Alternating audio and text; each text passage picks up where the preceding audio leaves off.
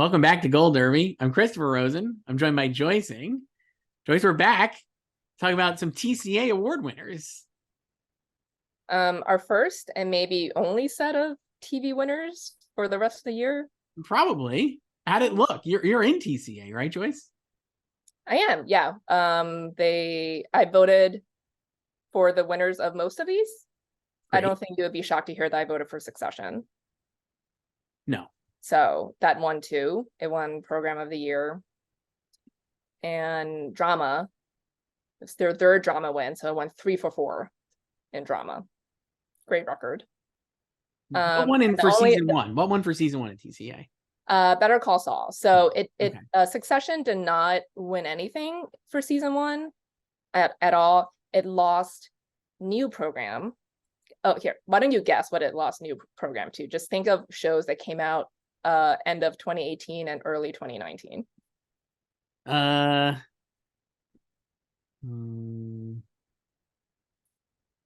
actually can't. I can't think of what it would be. What was it? Russian Doll. I was thinking Netflix, and I was like, which Netflix show would it have been? Yeah.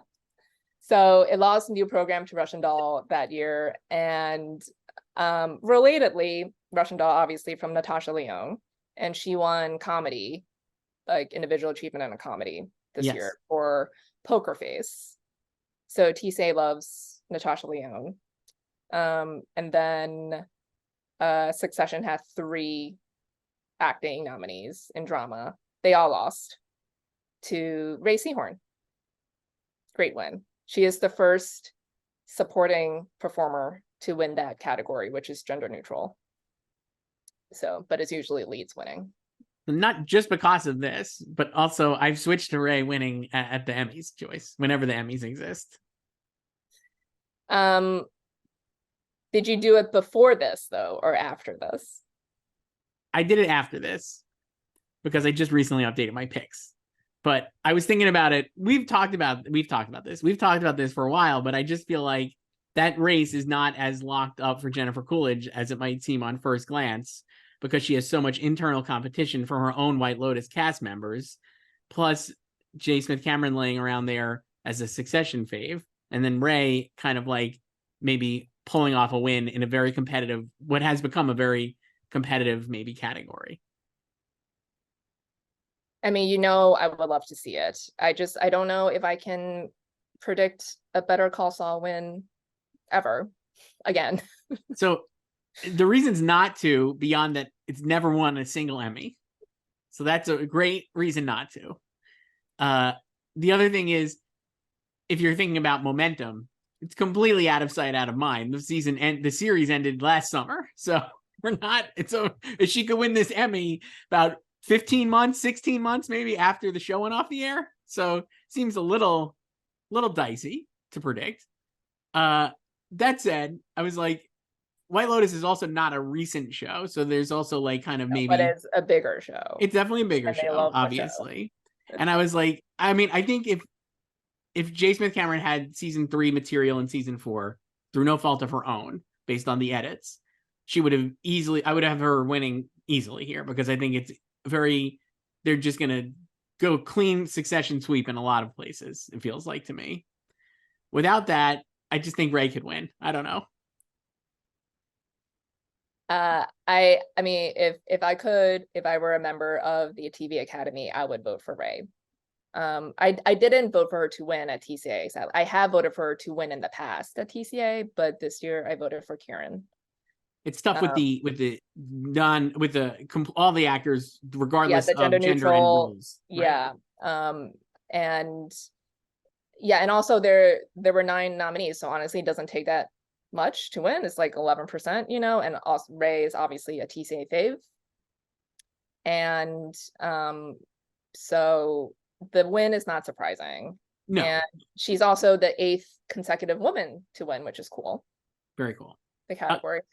Yeah, like you said, I wouldn't like go crazy over it because of TCA. No, there's just like no correlation between the TCA and the Emmys, and also like this win, like I'm glad she finally gets real hardware for Better Call Saul, because it's long overdue. But this win just kind of feels more like when we like TCA gave it to Kerry Russell Right. and Carrie Coon, and who are also TCA faves, and they did not win the Emmy. I'm not saying it's going to happen, but and again, when the Emmys take place in 2025 and we're celebrating this season of television 3 years from now, I just think Jennifer Coolidge could easily win, and we might be like, boy, remember 3 years ago when Jennifer Coolidge was so obviously going to win and we just should have like stung with her. But right now I just feel like Ray has a good shot because I think White Lotus is very competitive in show for Jennifer Coolidge. I just do, between Megan Faye and Aubrey Plaza. I agree. Yeah. So, and it's just like, if Better Call Saul were stronger as a whole. Yeah, that's the big issue. That's the biggest issue. If it's even like won a single Emmy anywhere. That's the biggest issue. Like Ray's run at the Emmys is so weird because I think it's clear by now that, early on in Better Call Saul's run, it just kind of benefited from the Breaking Bad afterglow, and then like acting wise, it was like people who were already on Breaking Bad, like Bob Odenkirk and Jonathan Banks getting nominated early on.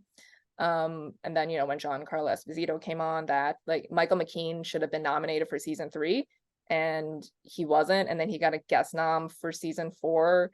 And that just kind of felt like the acting branch especially was just kind of behind on the show, because it's just also a completely different vibe of a show. Like Breaking Bad is, a thriller and it's fast paced and it's like driven by plot, and Better Call Saul is the complete opposite. It's like driven by character and it's slow and meditative, so I think like that's why it took Ray so long to get on their radar, the acting branch. So she finally got on their radar last year and she made it in, and it's great that she was also able to hang on when they completely went off of Banks and Giancarlo.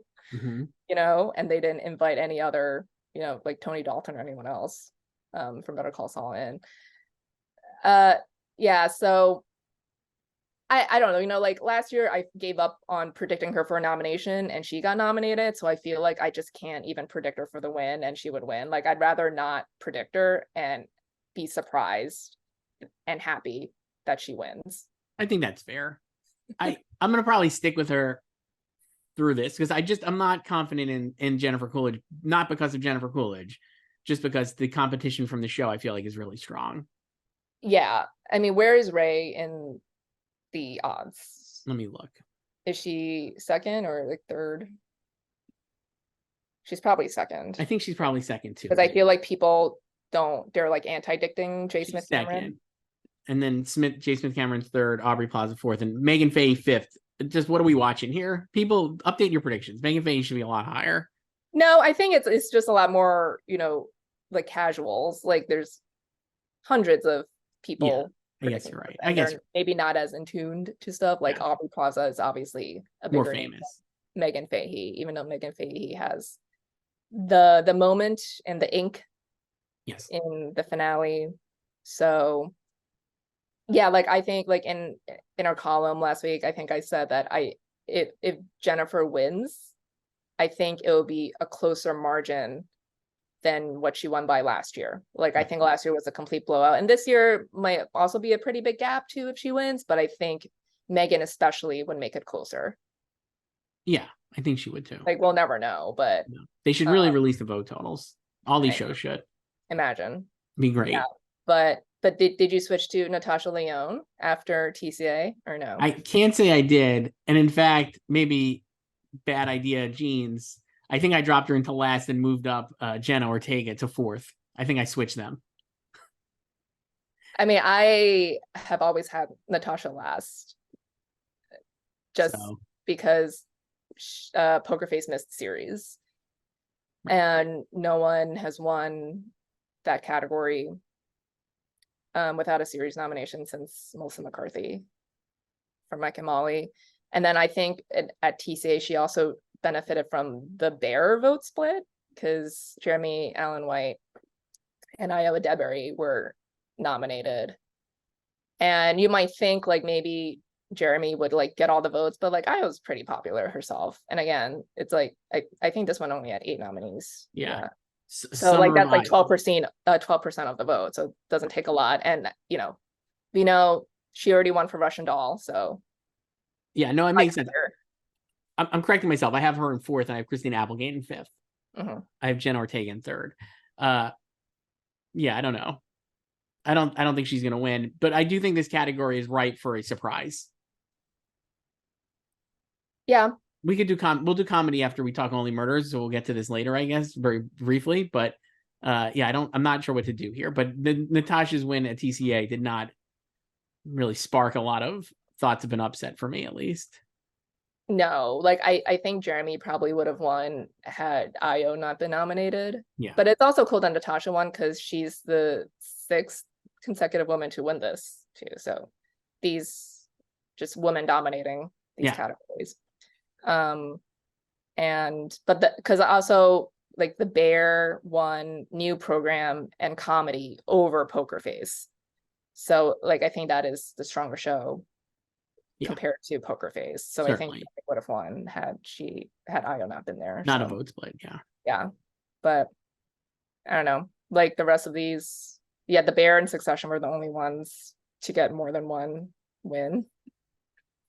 Do you think the Bear have you we'll do I guess let's hold I'm gonna put a pin in that. Hold on, because I want to when we do comedy categories here, we can talk about the Bear versus Ted Lasso.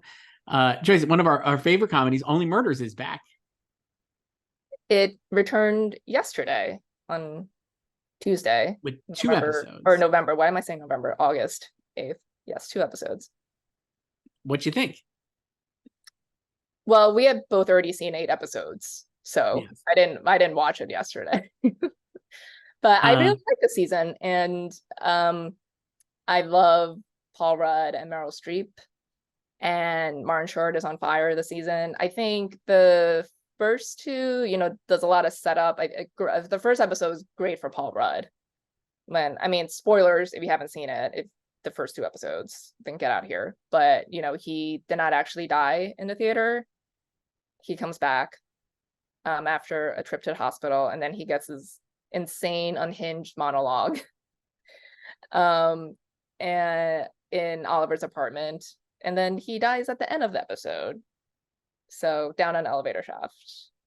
So he dies in the building, so the title still applies.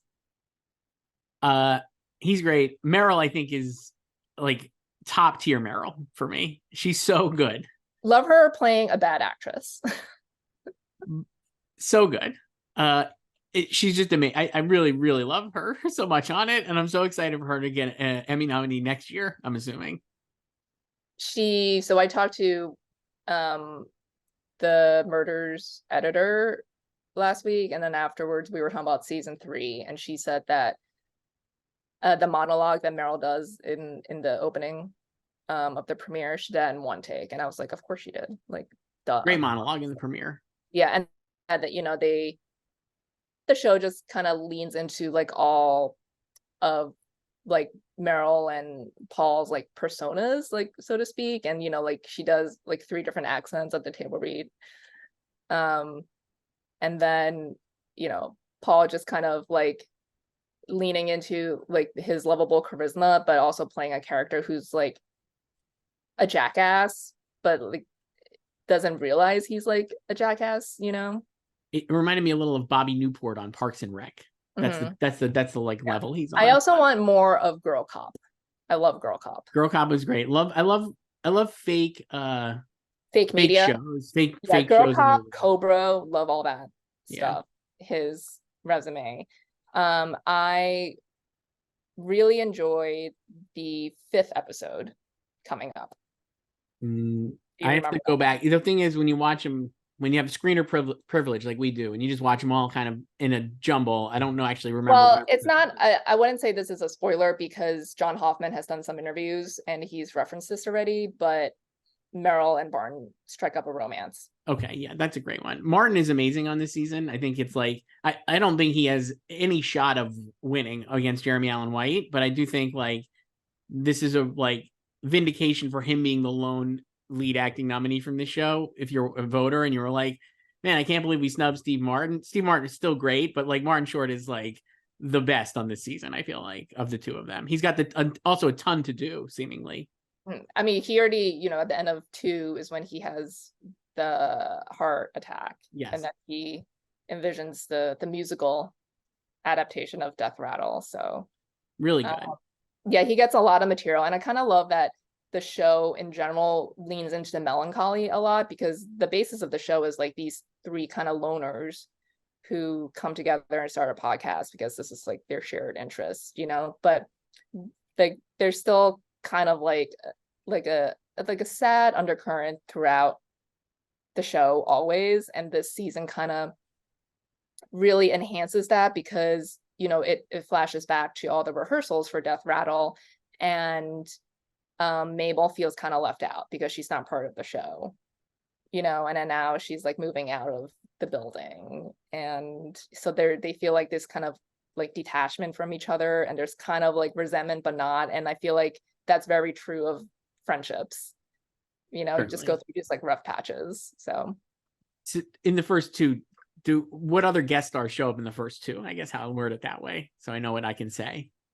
Or are we allowed to say they show a bunch of guest stars in the trailer, so we could talk about those. Like they show Tina Fey and Matthew Broderick. And how about Jesse Williams? Is he in the trailer? He's in the first two episodes. He is. Okay. I don't remember when they show up. I watched it so long ago. He's at the table read because he's filming the documentary. Okay, that's right. So Jesse Williams is great. I love him in it. I always love Jesse Williams and stuff. He's like really charming and like a great like rom-com type actor, I think.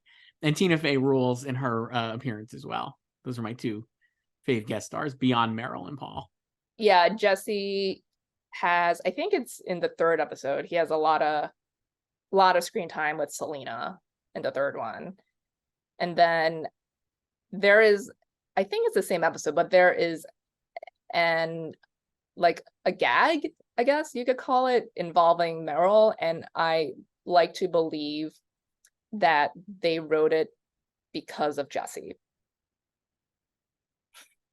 We'll talk I don't about know, this what I'm talking about. I don't remember. I will remember once you say it, but I don't remember it now. I can't say it live, but it's like a line. But I mean, once everyone hears it, I think they'll make the same connection. Okay. Yes. Yeah, it's silly to talk about like Emmys for next year when the Emmys for this year might not even take place by the time Emmy voting starts next year. Who knows? But I obviously think this show will continue to be a strong contender for nominations. Yeah, like it lost obviously several nominations this year compared to last year, like notably Steve. Mm-hmm. But it's still a very good show, very solid show, and I think like I don't know, I'm like projecting here, but I think most people just want to watch like an enjoyable, funny, engaging show, and it doesn't need to be like an all-timer or anything, and I think the show is that. Yeah, it's a like solid kind of vibes. Yeah, it's a solid like BB plus to me. Yes, yeah. It's never my favorite, but I enjoy watching it. Yes. Yeah, it's like a good consensus show. And its quality has remained consistent now through 3 seasons. Mm-hmm. And that's why I feel like it's surely going to be like we said, like when we're doing these picks next year, it'll be like series contender for a nomination, like all the like very similar nominations, plus the Paul Rudd and Meryl ads, hopefully. Yeah, they would both be in supporting. And certainly seem like they could get in. I would say Meryl would be like a lock in already. Yeah. I mean, we all did the same when she was announced as a Big Little Lies cast member, and she got the nomination. So and she's better on this than she was in Big Little Lies. Yes. Yeah. And it's just like I think it's like the storyline too that she has. And then she gets to do a bit more comedy and like physical comedy, which I feel like we don't see her get to do a lot. No. So it's actually like you said, especially it's like, recently. It's like a perfect Meryl role, but it also feels like completely fresh because she doesn't have the chance to do like this stuff as much. Yeah. But it's impossible to think there's also like enough drama in it too. So yeah. And I feel like, last year when season 2 was airing, which it aired earlier because it premiered at the end of June, we were talking about like how that might help it win wise for season 1. And it didn't really. Like it won some creative arts Emmys, but nothing above the line. And it won't help this year either. I mean, I think the person who'd be helped most based on the nominations is Martin Short, obviously, because he's great. And like, I think he's even better in season 3 than he was in season 2. And he was obviously like a high point in season 2. But that category feels just he's so far behind Jeremy He's Allen at White. best 4th. Yeah. It's like tough beat, probably. Yeah. I do hope like maybe, the show and him could get some shine in the upcoming winter awards without a lot of these other shows in the running. So that would be great. I mean, like The Bear will still be around for season 2. You could make the argument that we've seen 8 of the 10 Only Murders. And I guess I wouldn't do this because I think Jeremy Allen White would clearly win for Bear season 2. But you could make the argument if you wanted to that with a lack of competition, Jeremy Allen White and The Bear kind of moving away from Carmy as like the main focus, right? Like I think he was like obviously a focus, but certainly like Io and Evan had way more to do in season 2. And a lot of the other supporting characters were fleshed out. And then Martin ascending in season 3 of Only Murders, especially opposite Meryl. I could like talk myself into pretzel logic into thinking he could win, but I would not do that probably. So, or how about this? How about Only Murders winning SAG Ensemble over The Bear? That I could see. I could see that, especially with the ads of Meryl and Paul Rudd. I do think it's a slightly like as an actual ensemble, it's more ensemble-y than The Bear, which was a lot more individually character driven in season 2. Mm-hmm.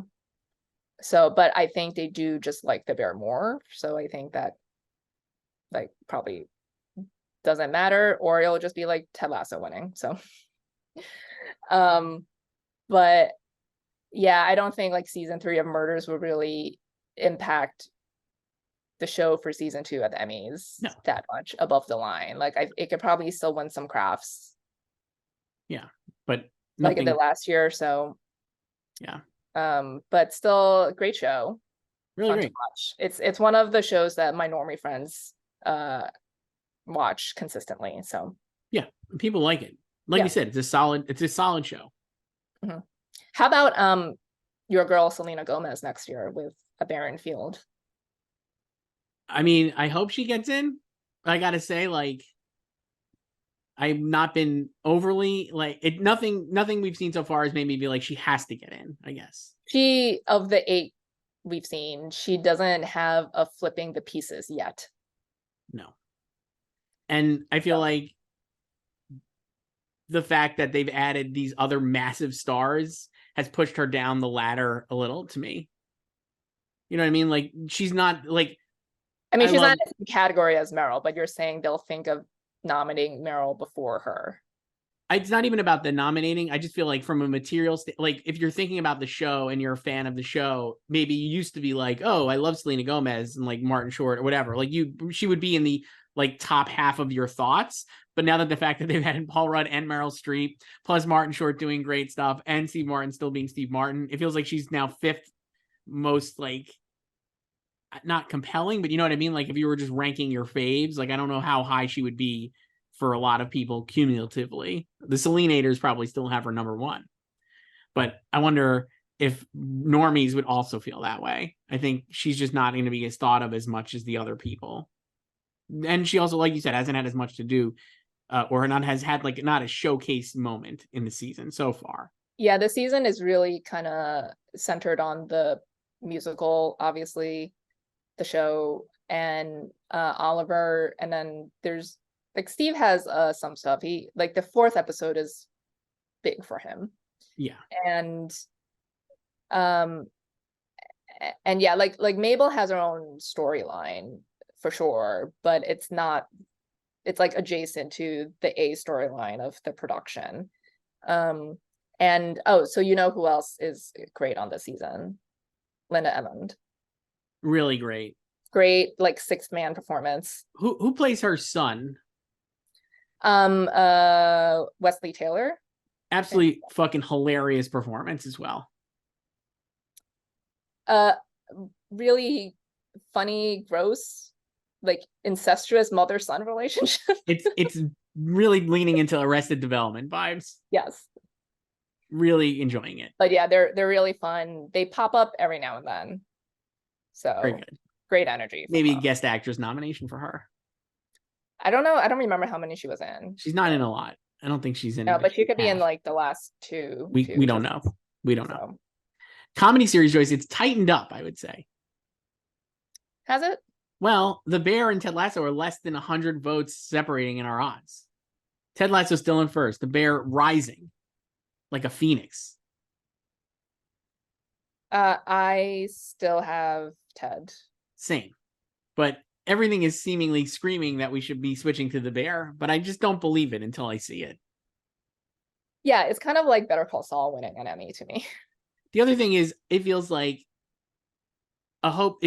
I understand why The Bear is rising, and I do think like when we talk about this year, when we were talking about this next year, I will have The Bear clearly winning comedy series without a doubt. I think it's like Ted Lasso on the world online, not the biggest fan of the season. Emmy voters did not give a shit. They loved it. No, they gave it more nominations than it ever gave them before. So editing nominations, Joyce. Two editing nominations for this season. Mm-hmm. So that tells me that the Emmy voters are like not listening to anybody talking online. Nobody tweeting on X. No, it's posting. Is it now? Posting on X. Yeah. But I still call it Twitter and tweeting and retweeting. Obviously, it's like, you know, I don't call it the, what is it, the Mario Cuomo bridge. I still call it the Tappan Zee. You know. Oh yeah. Yeah. So no one outside of New York understands that, but yeah, I think, and then also season 2 of The Bear obviously factoring heavily into people's picks in season 1, right? But this is still for season 1. I know it's hard to separate, and I do think The Bear will win other awards. And the other thing is, like, I just think Ted Lasso is too well positioned to win series, even if it only wins like directing and maybe like one other award. You know what? I don't think it's going to win a lot of awards, but I feel like it's more like maybe like Succession last year, where it wins like 3 things and like calls it a day. This year, I think Succession won like way more than it did last year. I'm not comparing Succession season 3 to Ted Lasso season 3 in quality, because I think Succession season 3 was fucking great. Ted Lasso, I had some qualms with. But all that being said, I just feel like I understand why The Bear is rising, but I do not expect it to actually win for this season. This kind of just reminds me of 4 years ago when Game of Thrones ended with a terrible 8th and final season, reviled 8th and final season. I would not say the sentiment, the divisive sentiment towards the Ted finale is the same. Like, it still has a lot more affection than the Game of Thrones finale did. But that still won. I never went off of Game of Thrones, and I don't really think anyone did. I think it was always number 1. I mean, I could go back and look at the odds, but I guess that was also different that year because there was no obvious alternate like we have this year in The Bear to dethrone Game of Thrones. So like that year, the other nominees were Better Call Saul, Bodyguard, Killing Eve, Ozark, Pose, Succession, and This Is Us. So I mean, like, you know, like nothing really like The Bear-esque. No. Here, you know, like Succession was still on the rise. This is when season 2 was airing. And that was also why I predicted it to win writing, because it was clear that it was like getting bigger. So I do think the comp is then that comp is The Bear and Succession would be the same. I think the season 1 of Succession is great, and we're doing another rewatch, Joyce, of it. Oh, and yeah, I'm on my 3rd rewatch of the year. And it's just awesome. And I love one of the things I love about the first season is like how much is seeded, probably intentionally so, into the long arc of the story, right? You know what I mean? Like so much stuff that happens in the first like 4 episodes really does end up paying off in the finale, regardless of the series finale. Regardless, I do think that there's a comp there between Succession and The Bear, because Succession season 1 still was not like a slam dunk show. I think it's great and like I love it, but like I think it got better in season 2 and then better in season 3 and better in season 4. Yeah, and also when season 2 was airing, it premiered in August 2019, and that was when it like blew up like gradually. Like it was like a thing online on Twitter. It was like, you know, you could tell like there was a lot more chatter about it online, especially, and then you could tell that the industry was watching it too. Yes. Like throughout the rest of the season. So, but yeah, but like it definitely was not. It didn't have the type of guild performance that the Bear had leading in, or winter performance leading in, where you would be like that is like definitely number 2. I think I did eventually have it at number 2 in my predictions, but it realistically it probably was not number 2 in the final tally. Like it just won DGA for Adam McKay for directing the pilot that winter. But so I looked up the odds for 2019. So Game of Thrones number 1 with a bullet, you know, like almost everyone was predicting it. It had 2,510 total votes, and number 2 was Killing Eve. Wow. And its total votes to win were 419. Wow. And then number 3 was Ozark, and its total number 1 votes were 54. Wow. Succession was all the way down in 6th, and it had 51 people. Oh no, 52, excuse me, people predicting it to win. 52. We salute you. Yes. Mm-hmm. This is a long way of saying I'm not moving off Ted Lasso. I just don't think it's going to lose. Yes, same. I don't think it is. But also my other point was that year Game of Thrones won series, and its only other above the line win was Peter Dinklage, obviously. So I think I currently have Ted winning series and directing. So I have it also winning series and directing. I don't have winning any acting. And same. That's a twist that I've changed because I went to your pal James Marsden. Oh, did you now? Why? Well, because of all the stuff we talked about, I think that is like really, really a tight category. It's the most competitive one. And I think it would be easy to suggest that like Brett Goldstein would win again, or maybe Phil Dunster, to me at least, even though Dunster is like not higher and is still like lower in the odds than I think he should be. What is the ranking right now? Right now it's Tyler James Williams in 1st. I have him in 6th. Same. Then Eben Moss-Bachrach on the back of Forks. Obviously. Then Brett, James Marsden, Anthony Carrigan, Phil Dunster, and Henry Winkler. I don't have that. I have James now in 1st. I have Phil in 2nd and Brett in 3rd. I think if it was just one of Brett or Phil, the Ted Lasso would win here. This would be its acting win very easily. But I think if you watch the show, Phil is the MVP by far. Getting a nomination for him was the hardest part. He'd never been nominated. And he could easily win. I do think that he could win. But I do think Brett was so good also this season, and really did no reason. If people love Brett Goldstein for the first 2 seasons, they still would love him in the 3rd season. And so I do think there could be like a severe vote split there. I have Eben in 4th because this is still for season 1. I think Forks would really help him, but the character was a little more prickly in season 1, not super likable.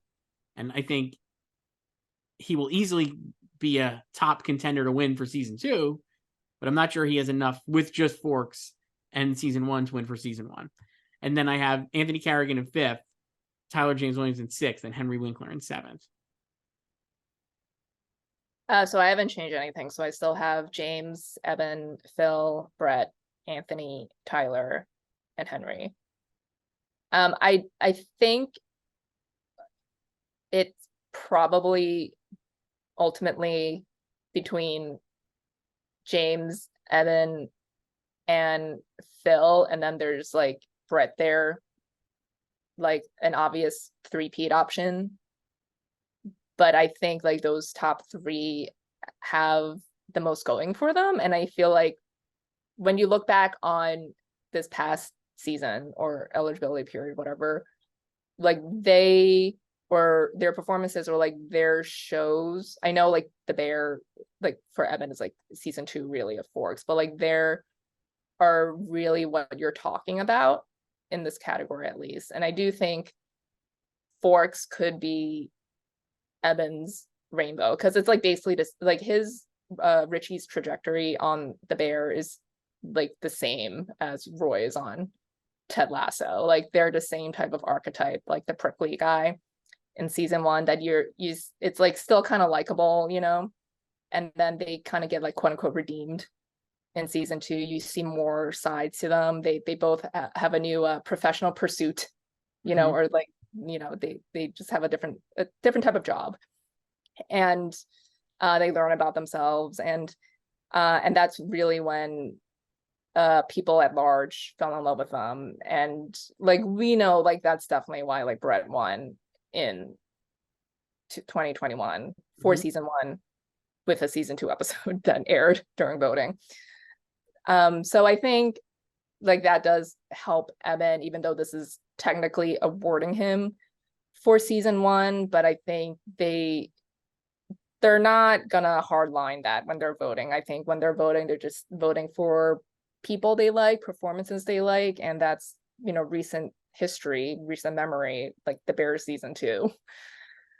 So I don't know. But yeah, I still have James in first because he's also like the most different. Well, here. Yeah, it's the most different. There's obviously a lot of passion for that show and for the actors. He's also an actor, I think, who people like really like. It kind of reminds me of, tell me if you think this is a stupid comp, but I was thinking of like Billy Crudup for the morning show when he won. You know what I mean? Like it was like, that was like maybe an upset a little bit or like unexpected, but if you really think about it, it was like pretty obvious in hindsight. And I feel like James is like a similar actor in terms of like the fact that he's worked with a million different people and people really like him, to Billy Crudup. I mean, Billy was the favorite because he also, like when the morning show premiered, people were just like, oh, he's like unhinged on the show, and he won Critics' Choice already. Right. So he was like already the front runner going in. So it wasn't like his nomination was also expected, which you couldn't really say the same for James. You know, but I agree about like the general sentiment. Like he's been, you know, in the industry for so long, and this is his first nomination from his peers individually. Like he has a bunch of SAG nominations for ensemble from like 30 Rock, Westworld, like Hairspray, all this stuff, you know. So yeah, I guess there could be kind of like an urge or whatever to be like, oh, like we can finally like recognize him for something, and this is also like a great performance because he's just riffing on, you know, like entitled actors in general and stuff. And then also he has, you know, arguably the most difficult job of everyone here just because of the premise of jury duty. And you know, he got in for series. I think we both have a winning casting. It's clearly a show that's very well liked, and in a race that's really close, where we said, like, I think if any of these 4 people, and I guess we'd have to say plus Tyler James Williams based on the odds, so I don't believe that he really has as much of a shot as these other 4. Like, you could make a case for anybody here to really win, and if anybody did win, I wouldn't be surprised, let's say, or at least shocked. You know, it wouldn't be like totally shocking. I would only be the most surprised by Henry. Same, but like, if any of these other 6 won, you'd be like, oh, cool. Like, I'm not totally. Yeah, like I want Anthony Kerrigan to win, but I don't think he's winning. And when it's the margins are that close, I do think like the incredible passion for James and the show could really put him over the top. And I think if it was just Phil or Brett, like I said, I think I would easily have them winning. I don't think this would be nearly as close. But the fact that Phil and Brett both got in makes it a lot harder for one of them to win, to me. Yeah. Yeah, if like there's only one Ted guy, you could argue like he would just get all those votes. But I think it's also kind of, you know, it's hard to say, like, even if like Phil was your favorite, right? Of your favorite performance of Ted this season, like if he was not nominated, that doesn't necessarily mean that you would just automatically vote for Brett. Like, what if you didn't like Brett this season? What if your second performance of this category is James, you know, or like Anthony? You know, it doesn't automatically mean like all your Phil votes would go to Brett. I guess to me it's like they're the both, like, if I think they were the best parts, both of them. Like, I guess if it was like a different Ted actor or something, maybe I could see that. I don't know. I just think like if you loved Phil, you also loved Brett. I do think they were definitely the Phil and Brett innocent from Ted Lasso season 3 type things. Like if it was Brett versus like another Ted Lasso actor, or Phil versus another Ted Lasso actor who's not Brett or Phil, I think I would have them winning as well. Because like if it was like Toib Jamo or like Brendan Hunt or somebody who was not as universally beloved, it wouldn't really be a vote split. I don't think there would be any concern there. Oh But no, I agree. I mean, basically, we're seriously considering Brett because he's the two-time defending champion. right. So And yeah, I don't know. I think this is a really fun category, but I do think I'm not sure Evan would be second, but I mean he could be. I have him in fourth, but I easily could have him in second, so it doesn't matter. I just think because like he is the only person from the Bear here, like he doesn't have That's like, true. you know, another co-star like, you know, the Ted guys or the Barry guys. Not that I think Henry would really eat into Anthony's votes that much, because it's like the same thing. If you watch Barry, like no Hank all the way. So, and I do think like the recency bias of season 2 of the Bear is Probably big. factor here. You know, I mean, we've talked about this before, but it's like, what if the Bear were a weekly drop? You know, then like Forks would have just aired. I think if the Bear was a weekly drop, it would have helped a lot.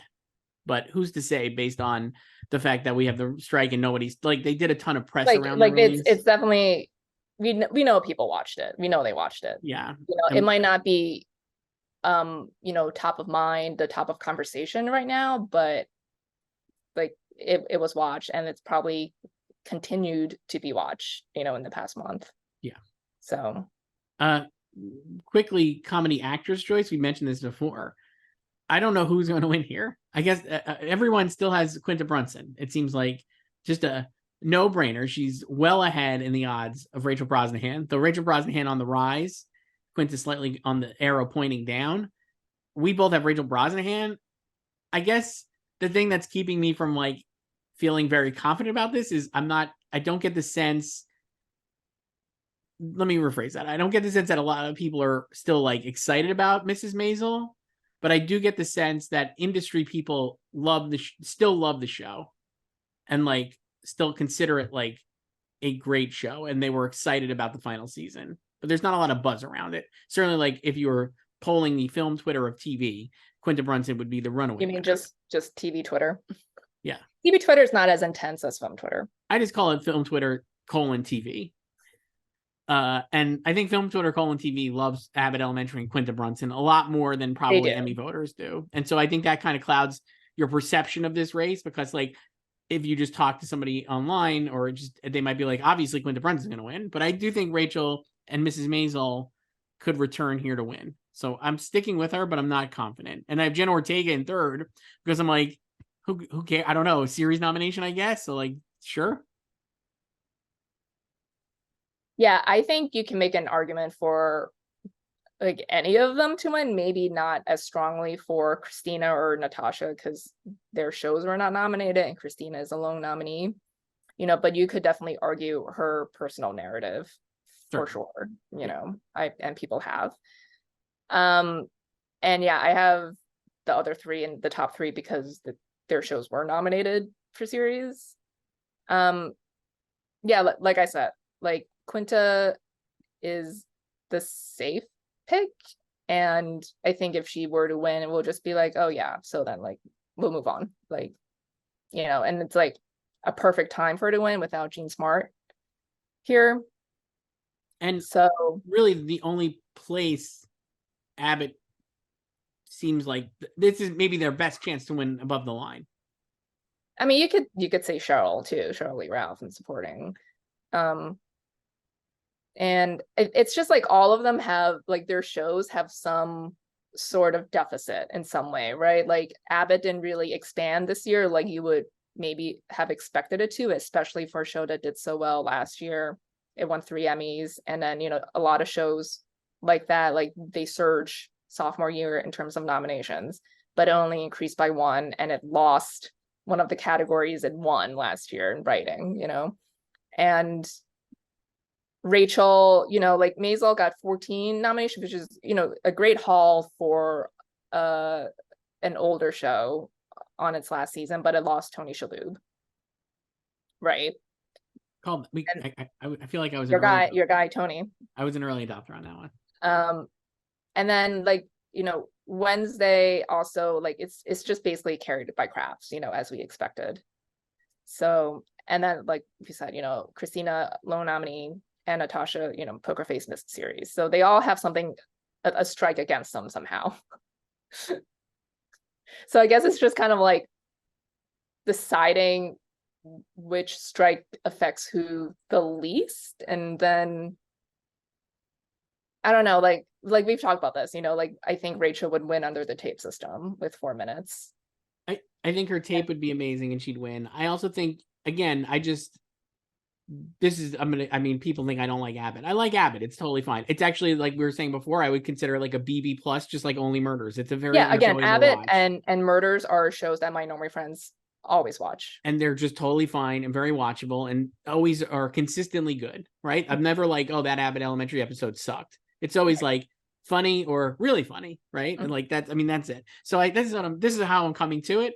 I just the Quinta Brunson performance, there's nothing not special about it, but it just feels like not the type of performance that would win from a degree of difficulty standpoint, from like a showiness standpoint.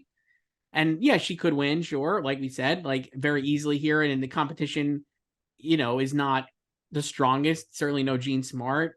But I think if you were like, I don't know, I just think Rachel has the better performance. So if it's going on merit, which there's not just merit involved here, it feels like Rachel Brosnahan would win, but maybe not, because Abbott is still maybe Abbott is more visible show. And so that could help Quinta win.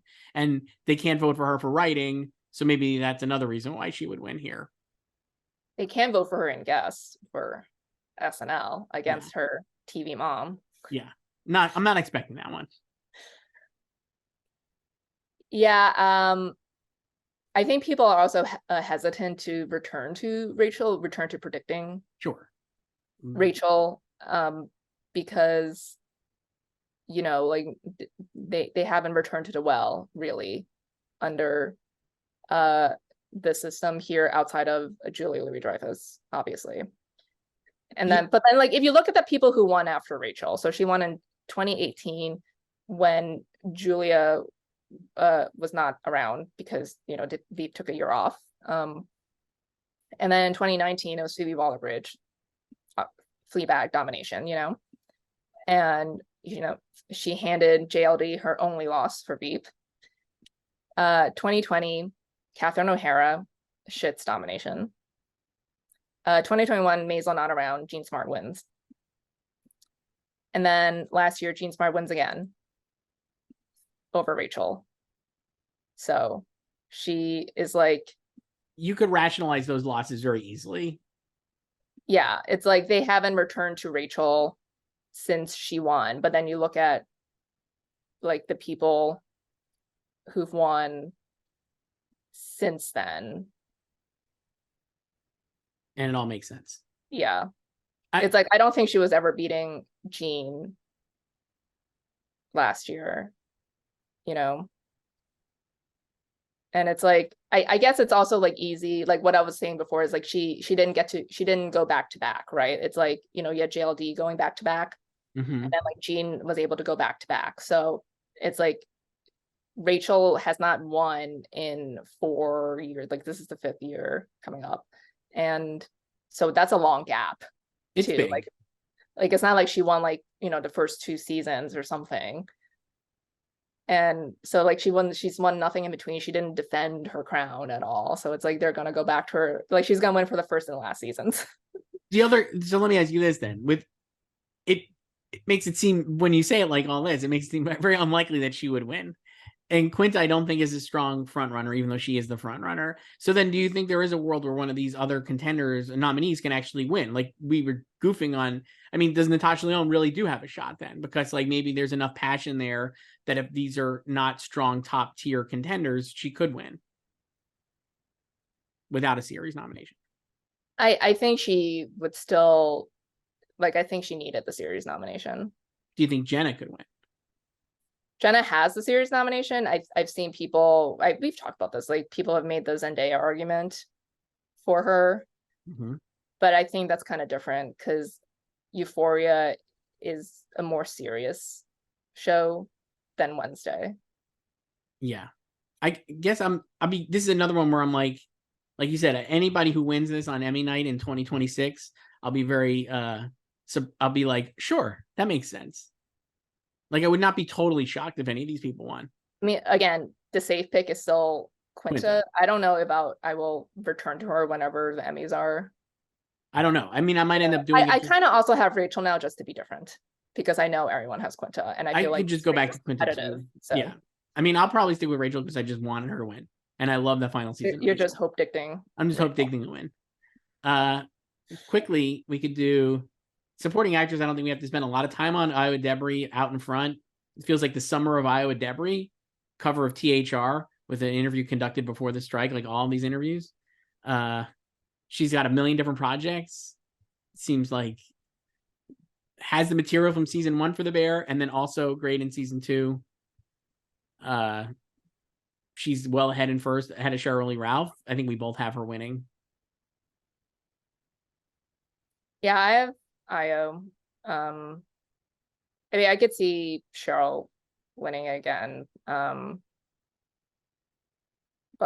I went off. I mean, I think I had Cheryl before the nominations winning. The way they responded to Abbott has shaken my resolve there, let's say.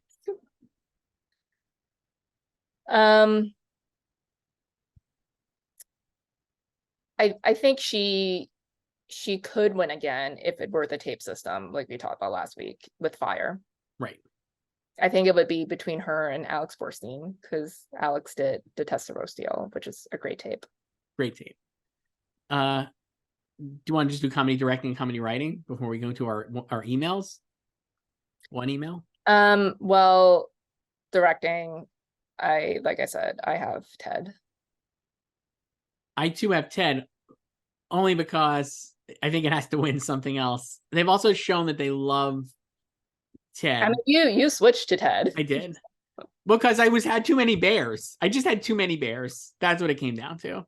I had too many bears for it to not win series, and I don't think it's going to win series at all. So I just have to find a spot to go back. And I didn't go to like Phil or Brett in supporting actor. Jason Sudeikis is not going to win best actor. Anyway, so Ted directing. It's the lone nomination for Ted in directing. Feels like very easy. And they submitted 5. So it feels like very easy for them to rally around that one. It's the finale, which is an episode people actually really did like. And I mean, I still have that Stonehenge scene burned in my brain. Not the greatest FX, I would say. But this is not an FX future nomination. Directing winner. It's a directing winner. And I have The Bear in second for review. I think review is probably first in the odds, right? Well ahead of everything else. It's like dominating. I think we might just be in another Ronnie Lilly 710 North situation. With review, it's like the technically more impressive episode that arguably should win. But it won't because the directing branch are series sheep. And if The Bear is not winning series, then it won't win. I think that makes sense to me. And there's also not a triple vote split for Ted here. Which is a big deal. And that's how Hacks won 2 years ago. And then for writing, we both have The Bear, I believe. I do. And I have Jury Duty in second. I think I have Ted in second. And I have Jury Duty in third. But I think the bear would win for writing, and that's a great episode. It's a pilot. I mean, it's the pilot, so and great. You can't go wrong with a pilot submission. Ted has never won writing. No. So and this is not the year to do it. Maybe its last chance if it never comes back, but I have it in fourth. I have it also behind Barry in third. Wow. That was a better written episode. Sure. Emails, Joyce. You can email us at slugfest@goldderby.com. I think I admonished our viewers last week. Please email us. It'd be great. Any kind of comment. You can even just ask, when do you think the Emmys will be? Would be a great question. I'm not going to answer that right now. Nobody emailed it. If you want our answers, email us at slugfest@goldderby.com. We can talk about that. Soon we'll go into movie. A lot of emails lately were about Barbenheimer, but we talked about that last week. We talk about that all the time. You got to stop sending emails about that. Yeah. Great movies. No, here's the email, Joyce, as I load it up, from Safia, who writes, "Hello, Christopher and Joyce. With 3 of the Emmy acting categories split between only 2 shows, I was wondering if the Emmy should reintroduce a version of FYC tapes. For instance, an actor could submit a clip of their work up to 5-ish minutes in length for the voters to watch. That way, Emmy voters could sample a wider range of options without having to watch every possible TV show in contention. Let me know what you think, and thanks for all your great work. Always love to hear you guys discuss the Oscar and Emmy races. Best, Safia." Joyce, I feel like anything about tapes and systems is your wheelhouse. So what do you say?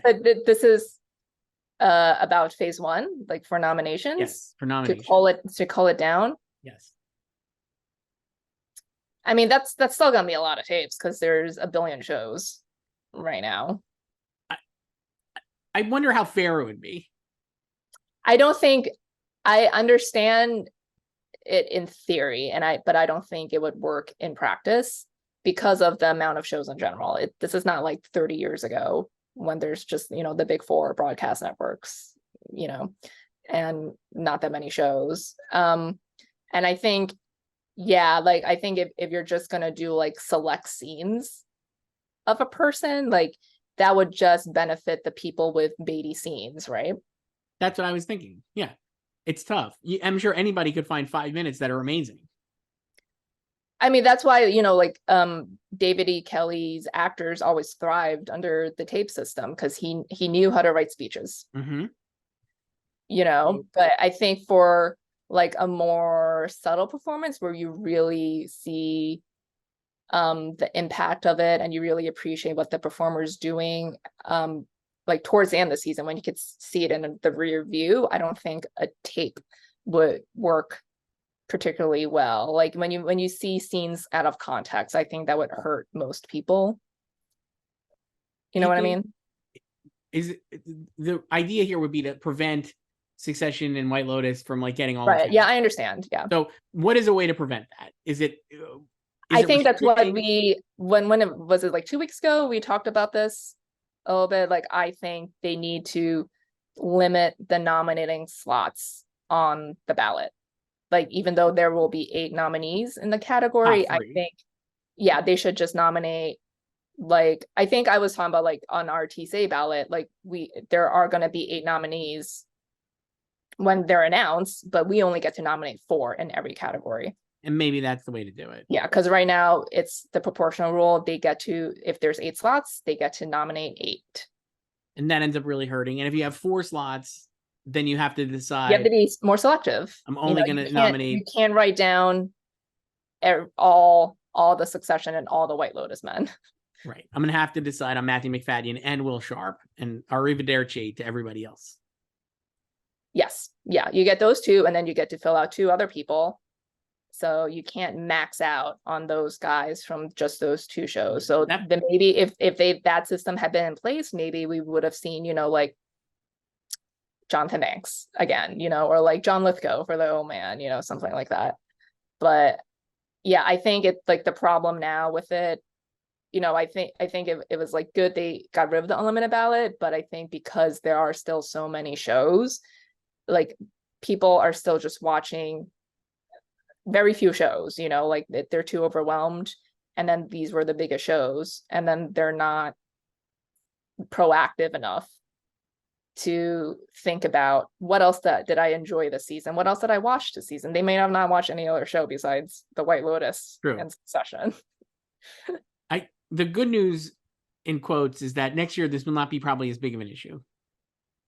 Well, we'll probably lose some slots. You're gonna lose some slots, submissions, because there won't be a lot of shows. Probably not as many shows. And a lot of these big shows not around. Succession and White Lotus and Ted Lasso. Like Better Call Saul, a lot of these shows are gone. So it'll be like more, it'll kind of be like 2 years ago. What is going to be this year's Emily in Paris? What's on Netflix? I don't know. I mean, they'll find something. There'll be like some acquisition they'll have at the end of the year or something. I'm really excited for it. We have no idea what else they have. Like, I have no idea where any Netflix show comes from. Like, I just open it and it's like there's like all these new shows. I don't know where. That's what they like. It's great. And so how do you expect, voters to find them if your viewers can't find them? So, but yeah, I don't know. I don't think that tape system would necessarily fix things. I think it might be, I mean, in the guest categories, it used to be that they would just have tapes of the guest stars' moments. Right. Like, it would just be their moments. But I think that's kind of different from a series regular. I don't think it really works when things are out of context. No. Thank you though for the email. Email us at slugfest@goldderby.com. Joyce will be back next week with more stuff to talk about, I guess. Next week, voting is gonna start. So we could talk about that. Maybe we do another round of picks. I don't even know. Who can say? But it'll be so much fun. I'll talk to you then.